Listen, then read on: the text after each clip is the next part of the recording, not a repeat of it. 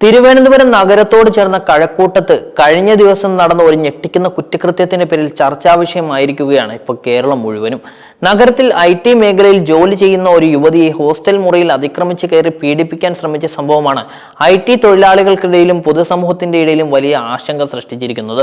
October 17-നാണ് ഈ സംഭവം നടന്നത്. രാത്രിയിൽ മുറിയിൽ ഉറങ്ങിക്കിടക്കുകയായിരുന്ന യുവതിയെ ലൈംഗികമായി പീഡിപ്പിക്കാൻ പ്രതി ശ്രമിക്കുകയായിരുന്നു. യുവതിയുടെ ധീരമായിട്ടുള്ള ചെറുത്തുനിൽപ്പും ബഹളം വെക്കലും കാരണം പ്രതിക്ക് രക്ഷപ്പെടേണ്ടി വന്നു.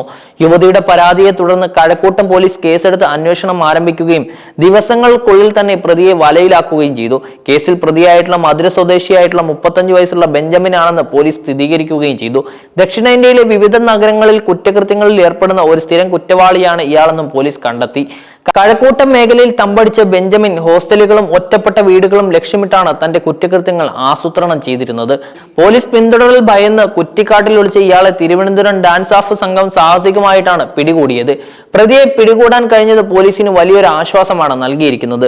ഹോസ്റ്റലിൽ കയറി യുവതിയെ പീഡിപ്പിക്കാൻ ശ്രമിച്ചതിന് മുൻപ് ബെഞ്ചമിൻ നടത്തിയിട്ടുള്ള നീക്കങ്ങൾ വ്യക്തമായിട്ടുള്ള ആസൂത്രണത്തിന്റെ സൂചനയാണ് നൽകുന്നത്.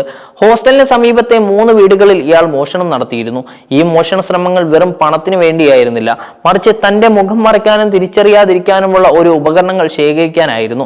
CCTV നിരീക്ഷണത്തിൽ നിന്ന് രക്ഷപ്പെടാനായി ഇയാൾ ഒരു വീട്ടിൽ നിന്ന് കുടയെടുത്ത് മുഖം മറയ്ക്കാൻ ഉപയോഗിച്ചു. മറ്റൊരിടത്ത് നിന്ന് തൊപ്പിയും വേറൊരു വീട്ടിൽ നിന്ന് ഹെഡ്ഫോണും എടുക്കുകയും ചെയ്തു. കുറ്റകൃത്യങ്ങൾ ചെയ്യുമ്പോൾ പിടിക്കപ്പെടാതിരിക്കാൻ സാധ്യമായ എല്ലാ വഴികളും ഇയാൾ തേടിയിരുന്നു എന്നതിന്റെ തെളിവാണ് ഈ മുൻകരുതലുകൾ. ബെഞ്ചമിന്റെ കുറ്റകൃത്യ രീതിയിലെ ഏറ്റവും ശ്രദ്ധേയമായിട്ടുള്ള ഒരു കാര്യം CCTV ക്യാമറകളിൽ പെടാതിരിക്കാൻ ഇയാൾ സ്വാധീനിച്ച തന്ത്രങ്ങളാണ്. സാധാരണ മോഷണ കേസുകളിൽ പ്രതികൾ മുഖംമൂടി ഉപയോഗിക്കുമ്പോൾ ബെഞ്ചമിൻ ഒരു വീട്ടിൽ നിന്നും എടുത്ത് കുട ഉപയോഗിച്ച് മുഖം മറച്ചാണ് ഹോസ്റ്റലിലേക്ക് പ്രവേശിച്ചത്. ഇത് CCTV ദൃശ്യങ്ങളിൽ പ്രതിയുടെ മുഖം വ്യക്തമായി പതിയാതിരിക്കാൻ കാരണമായി. ഒരു തെരുവ് കുറ്റവാളിയാണെങ്കിൽ പോലും സാങ്കേതിക വിദ്യകളെ കുറിച്ച് ഇയാൾ വ്യക്തമായി ധാരണയുള്ള ഒരാളായിരുന്നു.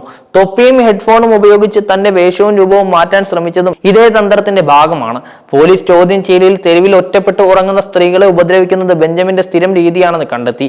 ഇത് പ്രതിയുടെ കുറ്റവാസനയുടെ തീവ്രതയും മാനസികാവസ്ഥയും അപകടകരമായിട്ടുള്ള ഒരു സ്വഭാവവും വെളിപ്പെടുത്തുകയാണ്. ദുർബലരെയും ഒറ്റപ്പെട്ടവരെയും തിരഞ്ഞുപിടിച്ച് ഉപദ്രവിക്കുന്ന ഇയാളുടെ രീതി ഇയാളെ ഒരു സൈക്കോ സെക്ഷൽ കുറ്റവാളിയെ കണക്കാക്കാവുന്ന സാഹചര്യമാണ് ഉണ്ടാക്കുന്നത്. ഇത്തരം കുറ്റവാളികളെ എത്രയും പെട്ടെന്ന് പിടികൂടി നിയമത്തിന്റെ മുന്നിൽ കൊണ്ടുവരുന്നത് നഗര സുരക്ഷയ്ക്ക് അത്യന്താപേക്ഷിതമാണ്. കഴക്കൂട്ടം IT ഹബ്ബായിട്ടുള്ള ടെക്നോ പാർക്കിനോട് അടുത്ത പ്രദേശമാണ്. ഇവിടെ ആയിരക്കണക്കിന് IT ജീവനക്കാർ, പ്രത്യേകിച്ച് യുവതികൾ ഹോസ്റ്റലുകളിലും വാടക മുറികളിലുമാണ് താമസിക്കുന്നത്. രാത്രി ഷിഫ്റ്റുകളും മറ്റുമുള്ളതിനാൽ ഇവർക്ക് പലപ്പോഴും രാത്രി വൈകി യാത്ര ചെയ്യേണ്ടി വരുന്നു. ഈ പശ്ചാത്തലത്തിൽ ഹോസ്റ്റൽ മുറിയിൽ അതിക്രമിച്ചു കടന്ന ഈ പീഡന ശ്രമം IT മേഖലയിലെ സ്ത്രീ തൊഴിലാളികൾക്കിടയിൽ വലിയ ഭീതിയാണ് സൃഷ്ടിച്ചിരിക്കുന്നത്. ഹോസ്റ്റലുകളുടെ സുരക്ഷാ സംവിധാനങ്ങൾ കൂടുതൽ മെച്ചപ്പെടുത്തേണ്ടതിന്റെ ആവശ്യകതയും ഈ സംഭവം ഉയർത്തിക്കാട്ടുകയാണ്.